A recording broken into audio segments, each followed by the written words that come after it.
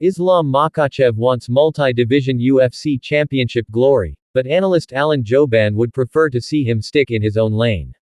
After setting the record for consecutive lightweight title defenses with a first-round submission of Renato Moicano at UFC 311 this month, Makhachev 27-1 MMA, 16-1 UFC reiterated that he's not going to leave the sport without a second title.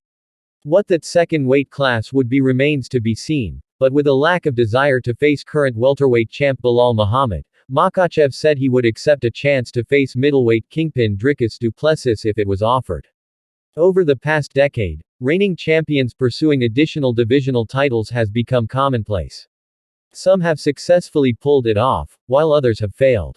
There seems to be a perception that capturing belts in multiple weight classes is the ultimate legacy enhancer, but for UFC and ESPN analyst Jouban, it doesn't exceed the value of being a dominant and long-reigning titleholder.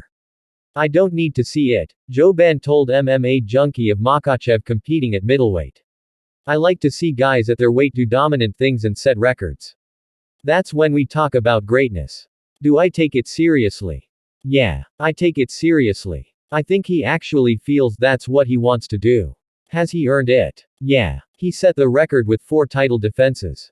Obviously if Islam goes up to 185, he wants to win, but if he doesn't win he can say, so what? I'm still the lightweight champion. I still have the belt so I've got nothing to lose. That's why I don't like these double champs. It's one thing if he goes up to 170, but to go up 2 weight classes is unreasonable. He's got nothing to lose. I need to have something at stake in these fights. And there's nothing at stake if he goes and loses and comes back down and defends his belt and is putting the division on hold." Although Makhachev, number 3 in the latest USA Today Sports MMA Junkie pound-for-pound rankings, has separated himself as the most decorated champ in 155-pound history, Jouban doesn't feel he's cleared the list of contenders to the point where moving up in weight is the only option.